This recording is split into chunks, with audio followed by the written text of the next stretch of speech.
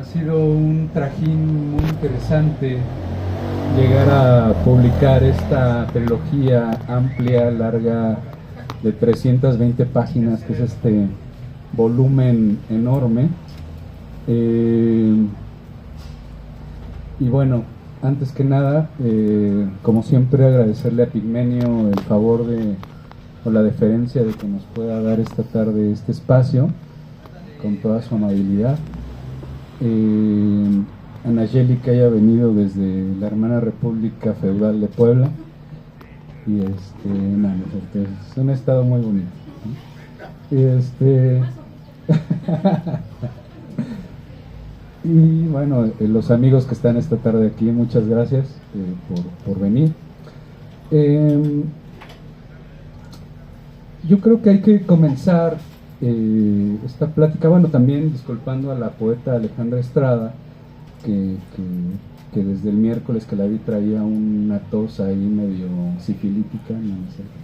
Pero bueno, traía una tos ahí interesante. Entonces, bueno, ya platicando hoy me escribe y me dice, oye, estoy peor que nunca. Y le digo, bueno, está bien, no hay bronca, no nos vayas a enfermar, mejor no vengas.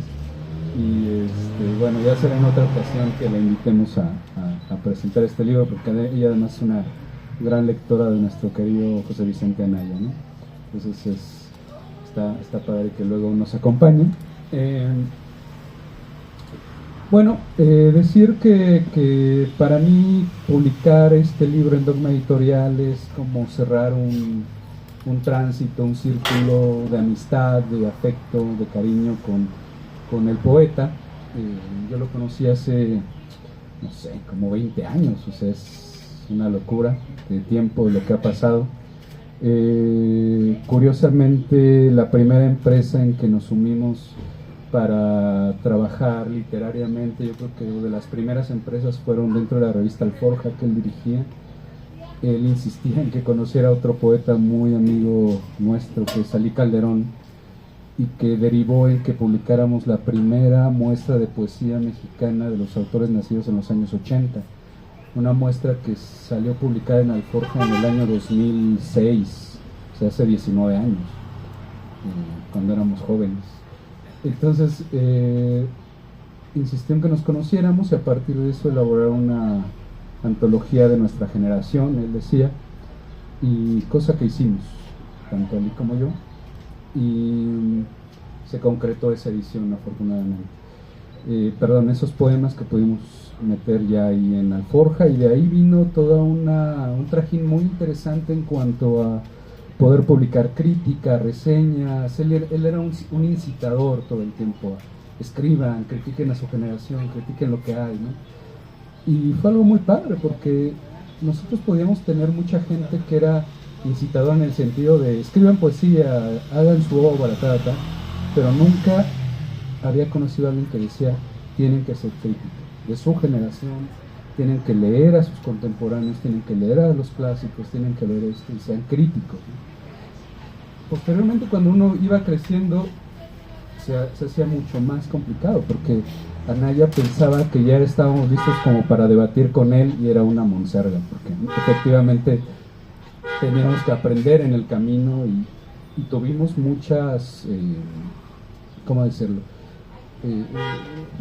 Diferentes visiones, yo creo. Él es un poeta que adoptó el anarquismo como postura política, como postura ideológica, y yo venía, por ejemplo, de otra visión desde que militaba en la Prepa 1 en Xochimilco, y estábamos en esta lucha por abolir las cuotas que querían imponer a la universidad en aquella época, y estábamos como en círculos marxistas y todo esto. Entonces, cuando yo conozco a Anaya es muy curioso porque teníamos posturas y visiones muy símbolas ideológicamente, y teníamos muchas desavenencias y visiones incluso con el infrarrealismo. En 2006, en una revista ya extinta que se llamó Viento en Vela, que se dio paso a la editorial que formamos después un grupo de camaradas que se llama Malpaís Ediciones y que sobrevive hasta la época.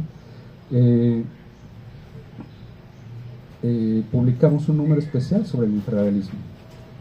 Ahí entrevistamos a Naya, ahí entrevistamos a una serie de camaradas también para ese número, y a partir de eso se desataron muchas polémicas sobre, incluso con Guillermo Sheridan, este súper derechoso de letras libres, y su visión sobre las entrevistas a Naya y a Marco Lara Clark, muy amigo de Mario Santiago Papasquiaro, y a partir de una revista, hay que decirlo, universitaria, que era lo que éramos en ese momento, que para mí fue una reacción muy desmedida.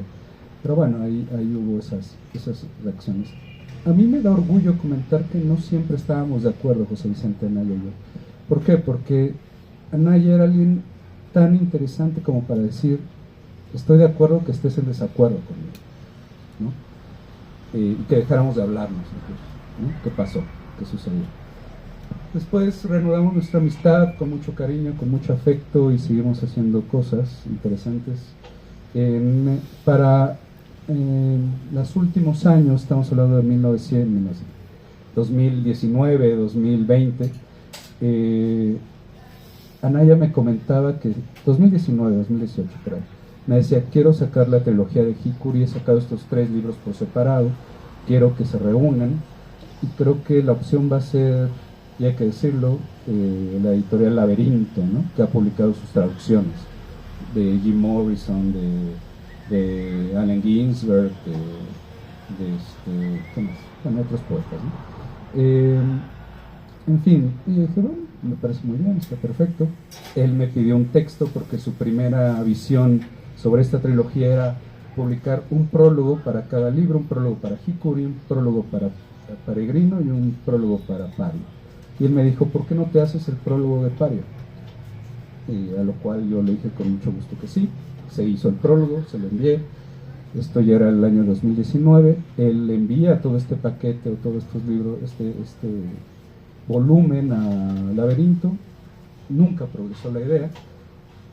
Ya se viene 2020, bueno, ya estamos en plena pandemia, y no progresa la idea, él muere. Y bueno, esa idea se quedó en el aire.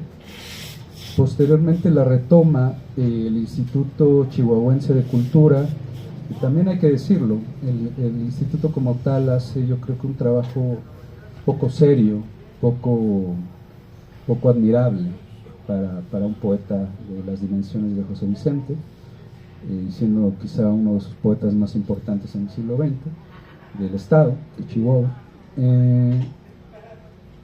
Tengo la fortuna de que coincido justo hace un año más o menos en Puebla con Heriberto Yepes, ahí estaba también Mijail, cuando nos reunimos alrededor del coloquio en Puebla, platicamos y me dice, hoy estaría bueno sacar esa trilogía, porque además él prologó esa edición que hizo el Instituto Chihuahuense de Cultura,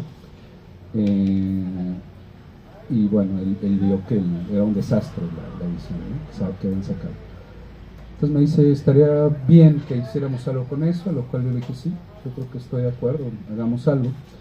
Y en esas semanas me comunico con la hija de José Vicente, con Andrea Anaya, por lo demás una persona muy abierta a la difusión de la obra de su padre, y con quien, bueno, desde que José Vicente estaba con vida pude conocer y platicar, ¿no?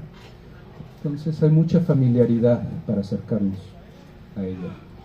Entonces le comenté la idea y le dije, oye, Andrea, vamos a hacer este proyecto con Heriberto, vamos a hacer una edición muy respetable, muy seria, y con mucho cariño, con mucho afecto, que lo tenemos desde luego. Y ella desde el principio estuvo muy abierta a que se pudiera realizar.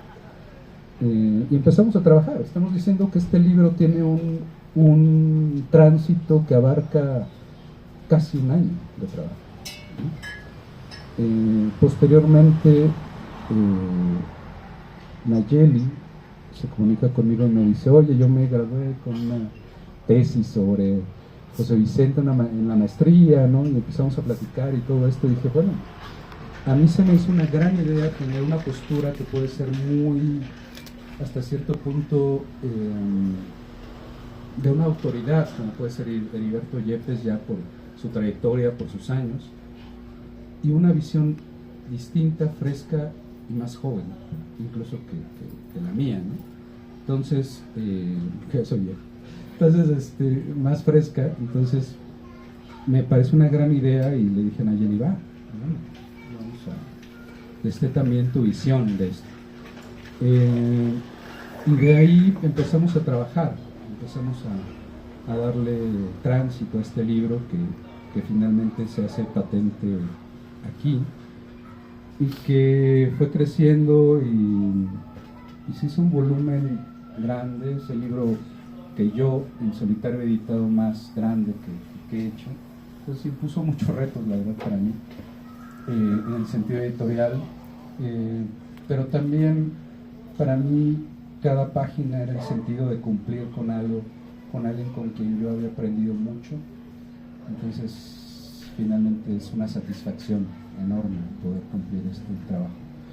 Y también lo es en el sentido de que con ello, también platicando tanto con Andrea como con Heriberto Yepes, formamos, o con esto iniciamos la biblioteca José Vicente Anaya, que tiene como propósito ir sacando traducciones, que tiene muchas, José Vicente, trabajo de crítica, trabajo, bueno, poesía, que también, aparte de estos 3 libros, ir paulatinamente y con el tiempo ir sacando otros tomos que reúnan la obra de José Vicente. Decir que es muy interesante porque las traducciones en muchos sentidos son de culto, las traducciones de Anaya, pero en su época y en su generación son de mucho peso, porque él hace las primeras traducciones de autores, de los autores beats, de autores como Antonin Artaud, ¿no? Y empieza a dejar una huella en su generación.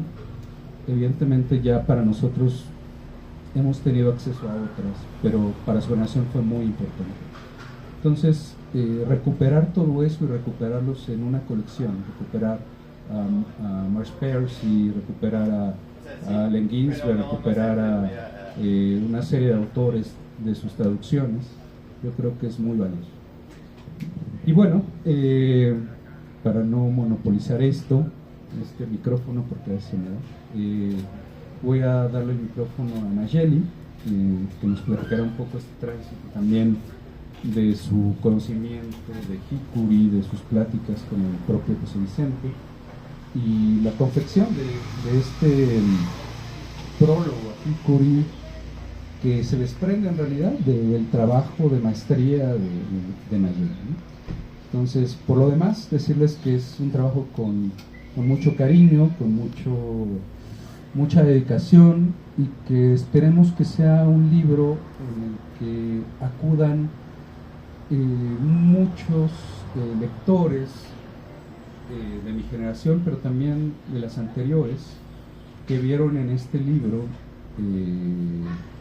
esa otra opción, como lo hemos platicado con varias personas de acá, que no era la poesía mexicana preponderante o que estaba dentro de una línea canónica, sino que era esa poesía que acudía a otros abrevaderos, ¿no? Tanto de la poesía contracultural estadounidense como de esos desajustes que había en la poesía mexicana con la aparición de autores como Juan Martínez o la propia Concha Urquiza, ¿no? Que él rescató en su momento,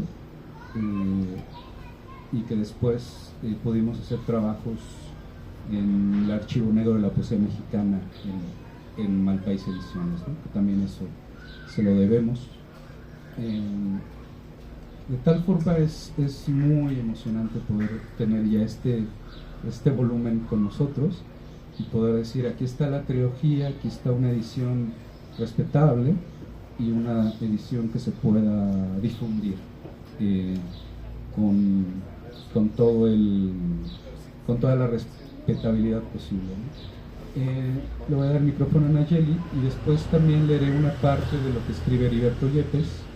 Como ustedes saben, Heriberto Yepes vive en el norte del país y no puede acompañarnos. Ya van libros para allá, de hecho, en correo. Y bueno, por lo pronto, gracias Nayeli por estar aquí, te cedo el micrófono. Gracias. Muchas gracias, Iván.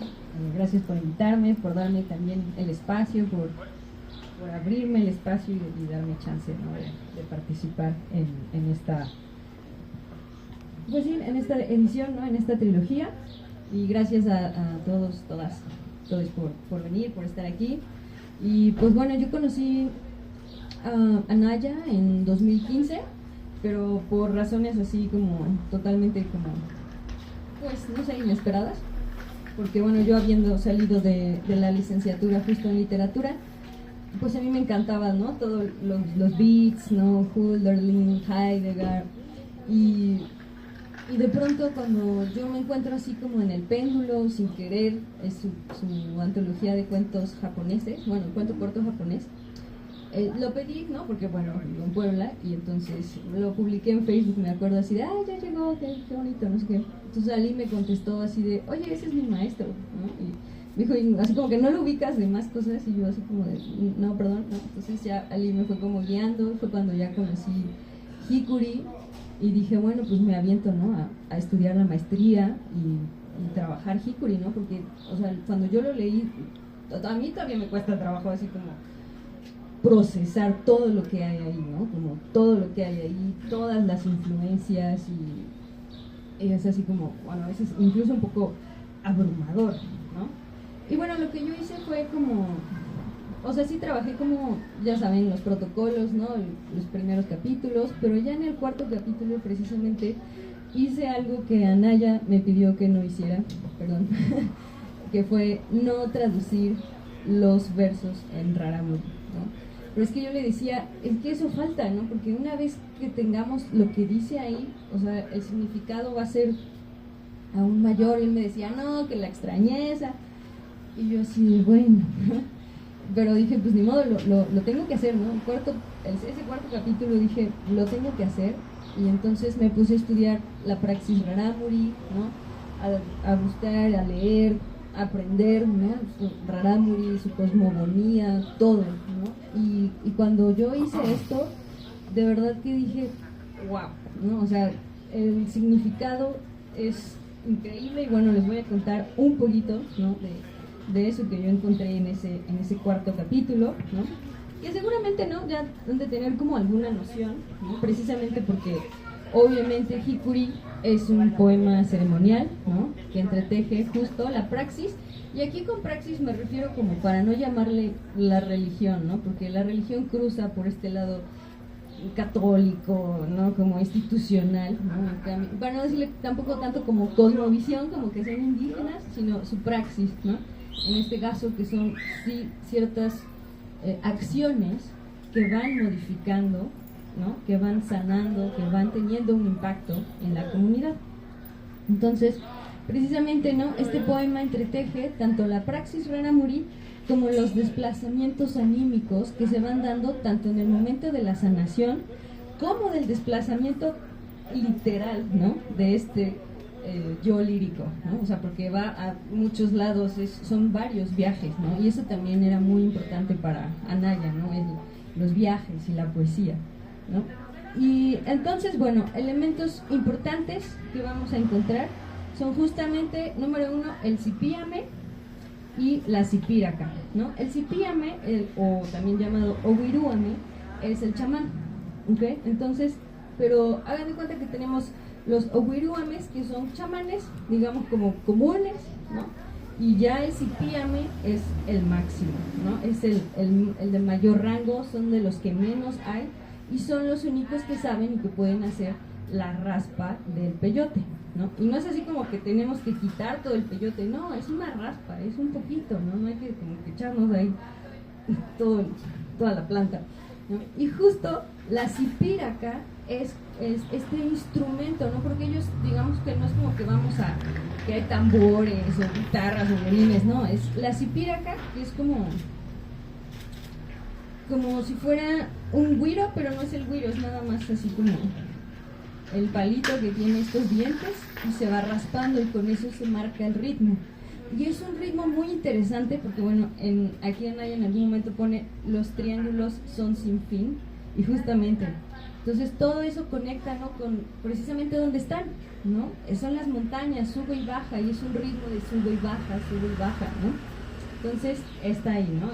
El cipíame, la cipíraca, obviamente el jicuri, ¿no?, que es la planta, así la máxima planta, máxima sanadora, ¿no? Y entonces aquí en esta ceremonia lo más interesante es que el cipíame activa y canaliza las fuerzas, ¿no? O sea, es un momento sagrado, así como como si alguna vez cuando leímos estas cosas de la Edad Media, que se suspende lo ordinario y se vuelve extraordinario, ¿no? Es en ese momento, pero justamente necesitan al cipíame, ¿no?, que activa, canaliza y además va creando sujetos, ¿no?, donde nosotros podemos escuchar realmente aquí la voz del jicuri, ¿no? Entonces, en esta ceremonia, justo, ¿no?, el chiste es curar el cosmos entero, ¿no? Es curar y guiar eso a la comunidad, ¿no? Y luego, ¿qué otros elementos tenemos? Bueno, en algún momento ya hacia el final del poema, Anaya, bueno, el sujeto lírico, pone una cruz, ¿no? Esa cruz es la base, ¿ok? Es la base. Entonces justo esta cruz tiene al principio cuira, ¿no? Cuira viene, sí, pues sí, en algún momento tuvieron este contacto con los padrecitos y así, entonces es Dios cuira, ¿no? Dios cuira. Entonces este primer elemento es este deseo de que Honorúame, que es el Padre Sol, te cuide, ¿no? Es como Dios cuida, que el Padre te cuide, ¿no? Y luego viene la Corima. La Corima es un concepto muy interesante, bueno, una cosa que ellos viven, ¿no?, una práctica muy interesante que justamente conecta con el ciclo agrícola, ¿no? Entonces, en este ciclo agrícola no es así como que por separado, ¿no?, sino que justamente es yo te ayudo y tú me ayudas, ¿no? Establece esta reciprocidad continua, ¿no? Es como entre todos lo hacemos, entre todos cultivamos, entre todos hacemos el tesguino o el batari, ¿no? Y entonces justamente, ¿no?, por ejemplo, me toca a mí esta vez, a la siguiente te toca a ti, ¿no? Entonces tú me ayudas y luego la que sigue yo te ayudo, ¿no? Entonces justo esto es lo que hace también la ceremonia del jicuri, ¿no? Es como organizarnos y mantener esta reciprocidad, ¿no? Y mantener el equilibrio social, ¿no? Luego viene abajo la curasi, ¿no? La curasi es precisamente la cruz ceremonial que muchos vamos a creer irnos a que es como la cruz católica, ¿no?, cristiana, pero realmente para ellos lo que tiene ahí es que justo representa, pues sí, a su Trinidad, que sería Honorúame, el Padre Sol, Eyerúame, la Madre Luna, y Chirizopori, que sería el lucero de la mañana. Y lo que pasa es que aquí para ellos son muy importantes las estrellas. Justamente ahí está toda su guía. Entonces es muy bonito porque sabemos, ¿no?, que los raramuri justo son estos caminantes veloces, pero no son caminantes como que nada más andan ahí en la tierra, sino que justamente se van fijando y se van guiando con las estrellas. Ahí están tanto sus antecesores justamente como sus deidades, ¿no? Entonces ahí las estrellas marcan el camino correcto y únicamente se permite una variación mínima, ¿no? Entonces hay que seguir el camino. Sí te dejo como que tengas tus variaciones mínimas, pero el chiste es que todos hagamos y sigamos este camino, ¿no?, esta guía que tenemos desde arriba. Y precisamente la base, curiosa y precisamente, de la cruz es el jicuri, ¿no?, que es tanto la base del poema como la base de la praxis, ¿no?, como la base de la sanación y de esta ceremonia, ¿no? Entonces, obvio, ¿no?, el jicuri hace posible esta sanación colectiva, ¿no?, gracias al cipíame, y es la medicina más poderosa y la más cara, ¿ok? Entonces estas ceremonias no es como que las hacemos así de ahí vamos el fin de semana, ¿no? Sino que es de las cosas más caras, ¿no? Porque aparte se tiene que acompañar con ciertos alimentos, ¿no?, que son muy caros de conseguir allá. Entonces es algo que por eso se hace colectivo, ¿no? Porque de entrada hay pocos cipíames, ¿no?, y hay muchos enfermos. Entonces precisamente por eso la ceremonia es colectiva, ¿no?, y la sanación es colectiva, ¿no? Entonces justo se vuelve jicuri la base del poema y la base de los caminos que emprende este yo lírico, ¿no? Entonces, justamente para ir cerrando, pues se trata de un poema que nos llama, ¿no?, a hacer muchas cosas, y de entrada es esto, ¿no?, a desconfiar de las ciudades, a escuchar, a observar, a caminar, a reír, a bailar, ¿no? A beber, a estar aquí, ¿no? Siempre dice, siempre es hoy, ¿no? O sea, siempre estamos aquí, ¿no? Y algo que es muy importante, ¿no? A seguir las rutas en espirales sin fin hacia el amor total, ¿no? Entonces, es una ceremonia, o sea, y justo algo que hacía mucho Anaya cuando, bueno, que siempre hacía cuando él leía su poema, es que él decía, justo, ¿no?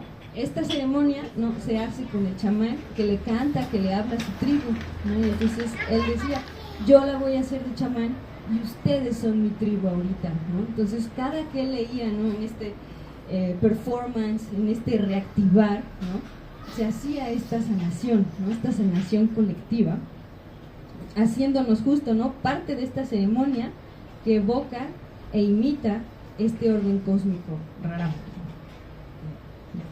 Gracias. Lean esa música.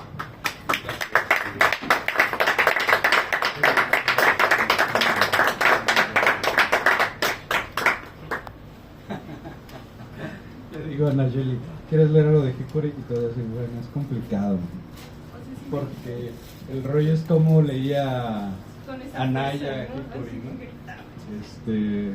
Digo, a nosotros ya nos tocó un Anaya disminuido, desde luego, cuando lo escuchábamos performancear Hikuri, pero hay muchas historias de una Anaya en los años 80 leyendo Hikuri en ese performance más beatnik, que provocaba reacciones muy de mucha algarabía. Mientras Nayeli escoge algo para leerles, voy a leerles algo de que Heriberto escribe en su estudio crítico. Y ustedes saben que Heriberto suele ser muy, ¿cómo decirlo? Muy a rajatabla, ¿no? Vamos a leer estas, a veces, sentencias que se echan.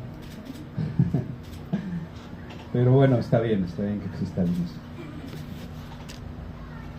Este es fragmento de este estudio crítico.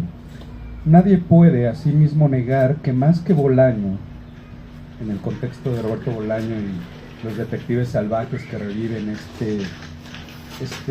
primero reviven la mitología infrarrealista a partir del realiceralismo que describen los detectives salvajes de Bolaño. Nadie puede asimismo negar que más que Bolaño fue Anaya quien mantuvo la polémica con Paz. Bolaño se reconcilió con Paz en más de un lugar de su obra. Incluso dentro de los detectives salvajes hay una patente reconciliación. Anaya, entre tanto, persistió en su dialéctica antipaseana hasta el final de su vida. Bolaño imaginó la reescritura de la historia de la poesía mexicana. Anaya, en cambio, la hizo realmente en sus ensayos, traducciones, intervenciones y labor editorial. Uno de los secretos mejor guardados del infrarrealismo y el post-infrarrealismo es que Anaya encarnó siempre el proyecto intelectual del poeta infrarrealista, incluido su actitud vital.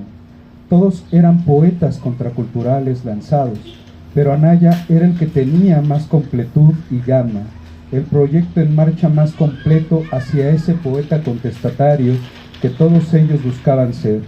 Una de las razones por la que Bolaño agigantó a Mario Santiago Papasquiaro como copiloto fue para ocultar que el intelectual infrarrealista más integral fue siempre Anaya. Si Anaya no siguió llamándose infrarrealista, fue porque en los 80 y 90 tampoco Bolaño se autodeterminaba infra. El infrarrealismo había sido un movimiento colectivamente inventado, un ensamblaje, y una vez cometida la separación y diáspora, no era dable apropiarse individualmente del nombre.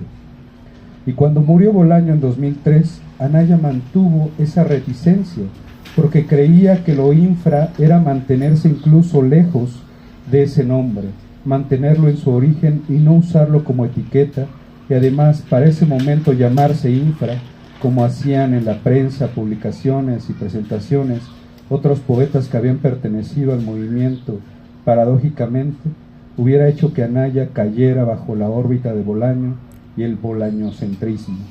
Los detectives creó exitosamente la sensación de que los infras fueron siempre unos poetas que giraron alrededor de Bolaño. Esta distorsión centrípeta causada por la novela de Bolaño era lo que Anaya realmente criticaba, y aquí tenía toda la razón. Ahora bien, Anaya se benefició del éxito de Bolaño. No le debe su prestigio, porque Anaya ya era reconocido como un autor y traductor de culto desde principios de los 90. Pero sería estúpido ignorar que la revaloración de Anaya aumentó y se aceleró después de las novelas, fama y muerte de Bolaño. Por otra parte, Anaya ganó por mérito propio la disputa de las poéticas en México. Un acontecimiento teórico crucial en la literatura mexicana es que, hacia el tercer lustro del siglo XXI en México, era evidente que había ganado el paradigma infrarrealista por encima del paseano. En México, ese paradigma no había sido encabezado por Bolaño, o Rubén Medina, o ningún otro infra, sino por Anaya, a través de sus libros, intervenciones y labor editorial mediante traducciones y revistas, especialmente en Alforja, en los años 90 y 2000. Anaya, además, había sido un tallerista formidable y lograba contagiar su visión por todo lugar que visitaba en México a través de tales talleres, sus sobremesas y las presentaciones o eventos a los que era invitado. Internet y el periodismo también propagaron la visión contrapoética de Anaya, así como el auge de la literatura de escritores del norte. La policía paseana agonizaba ya en el sexenio de Calderón y terminó por desacreditarse en el sexenio de Peña Nieto, y luego fue desechada por el gobierno en el obradorismo. El viento de la historia ayudó a la causa infra. La voluntad de trazar una contrahistoria de la poesía mexicana, el experimentalismo de la forma versística, el contenido contracultural, el legado psicodélico, la lectura oral performática, la temática vitalista, la etnopoesía como canon constelatorio y la lectura transversal, la reincidencia en la poesía visual, el giro ético de la poesía, la distancia hacia el pacentrismo, son rasgos que promovió Anaya en sus ensayos, poemas, traducciones, talleres, colecciones editoriales y revistas. Y todos estos rasgos fueron los que triunfaron en los poetas mexicanos alternativos de la generación X y entre los poetas mainstream, inclusive en la generación millennial, que fueron influidos directamente por Anaya. Cuando la generación Z comenzó a hacer poesía en México, ya ni siquiera necesitaban saber que esos rasgos habían sido impulsados protagónicamente por Anaya. La presencia de estos valores era omnipresente, se habían reforzado desde muchos sitios, sobre todo los sitios web. La axiología que alguna vez había sido característica de Anaya y la de José Agustín en la novela, ahora eran la sensibilidad de toda la joven poesía mexicana. La guerra contra la poesía paseana se le atribuyó a Bolaño, cuyo ideario contestatario era imaginado, no solo a través de la novela, sino también a través de las entrevistas a otros infras y las discusiones en internet. Pero la guerra, a nivel de poéticas, fue un triunfo más bien de Anaya. En la última década de su vida, en las conversaciones que tuve con Anaya, era obvio que él sabía que su visión de la poesía había triunfado.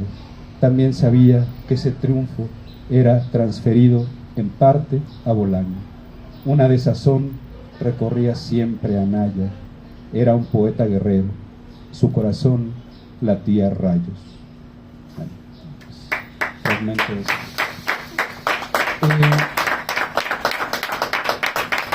Contextualizar como el aspecto que le da, o la colocación que le da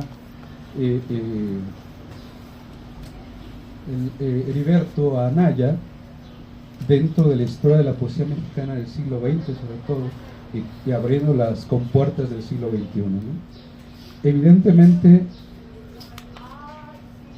leyéndolo, uno puede estar de acuerdo en ciertas cosas, matizar otras, pero también no cabe duda que en la suma, en los resultados, podemos distinguir que evidentemente no estamos en las mismas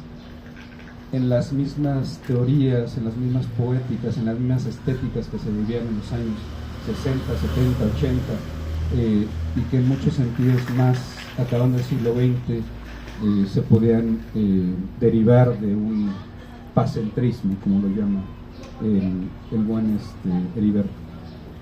Es cierto, y ahorita, evidentemente ahorita estamos en otra cosa, ¿no? Eso también es cierto. Por lo demás, siempre cuando uno pone una crítica literaria está dispuesto a agarrarse a fregadazos, ¿no? Pero bueno, ahí está esa historia contada, pero es indudable de que de alguna u otra forma este bolañismo que marca Yepes, esta contraparte que es Anaya dentro del movimiento infrarrealista, están moviéndose ahí en este círculo de pronto separación, unión. De pronto puede escribir Anaya dentro del propio libro de poemas de Picuri. En fin, está ahí.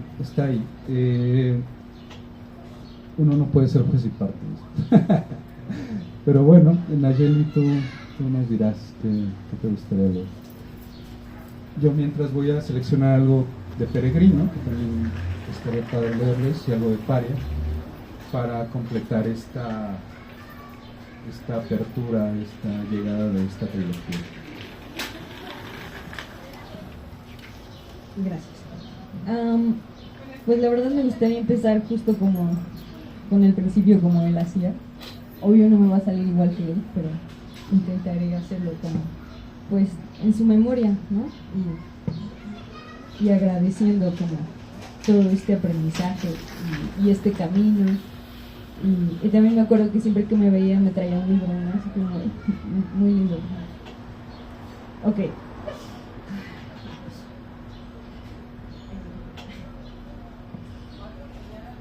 En esta propulsión de nervios, ¿qué ves en el lugar que pisa tu cabeza? No más que calaveras en retoño. Entra el centro gravitacional, estalla, para volver a la locura. El alma grita, Crótalo repiqueteando con cascos de caballo. Corcel de un bandido que se roba el tiempo y combate cargado de anémonas y bombas. Por un viaje, desorbitación, las naves que exploran el espacio no vuelven. Vuelan hasta perder el infinito. Para perder, para ganar, la confusión, que es el principio. Abro ventanas que limitan órbitas y busco la ciega luz que yo genero. En este lugar deshabitado en que estoy de soledad, dando de tumbos entre petardos a 500.000, a 1500 semanas por segundo, o en la negrísima luz resplandeciente, en el océano negro de mi pecho, donde una muchacha triangular y esférica me declama sus versos, cantándole al crepúsculo de una ciudad distante, y yo la escucho, desde las nubes rojas que bajan de la carretera para clavarse en las montañas, y en este viaje cada neurona me platica un sueño. Meditación del cráneo roto, sombra se agranda en la cabeza y perfora corazón, y gira entre relojes que adoquinan calles, que corriendo por los cordones de la infancia, una muchacha se quiso escapar de quienes la llevaron al manicomio de la Rumorosa. Era en el barrio del Camposanto lleno de obreros, como mi padre. Esa mujer será mi amante. Disfrutaremos del amanecer en cada tarde. Jalando una fábrica pasa mi padre con una lentitud que enreda nudos en las piernas, renqueando, cayendo en hoyos cada rato, un periódico despintado de sudor entre las manos, o una cajita negra de muerto para llevar sus alimentos. Empieza el crepúsculo de la medianoche. ¿Qué? Se está retorciendo el horizonte. ¿Qué? Esa sirena que penetra espiral por mis oídos. ¿Quién trajo esos buitres uniformados que pasan desfilando sobre el cuerpo? ¡Oh! Traca, traca la metralla y sale aire en vez de sangre. Ando en el mar que mis fantasmas rocían sobre la tierra. La ruina es el reposo. Estoy rasgando las esferas que circundan mi espacio. Mi circunstancia es otra. Seré sí, seré no. He sido el mismo nunca y convulsiono cargando pesados mazos para romperme los candados. El único infinito verdadero es el presente. Los ojos en proyección iluminada reparten instrumentos musicales por los manicomios, visiones en sonido, serpentinas volantes los canarios, son rayos que rozan azul en amarillo. ¿Qué es la belleza? Esos pájaros entran al humo de la producción y sale un enjambre de moscas zumbadoras que timbran las quebraduras en el alma, las mandíbulas se endurecen, atornilladas en los huesos húmeros, saliva amarga. Si este es el sueño de la realidad, ¿qué caso tiene dormir? Los ojos cansados ven y hacen de día toda la noche, los ojos agotados penetrantes, un pensamiento supersónico en la guerra de nervios, pero que no se registra en la computadora. La vida es viaje y solo nos encontramos en trayectos. Súbete al tren de lo desconocido para saciar la vida y visita la luna antes de que la traguen los coyotes. Camina y solo confía en el movimiento. Cruza tus propios precipicios sin dejar de conocer las celdas donde agonizan los poetas que han encontrado la distancia en el centro de sus corazones.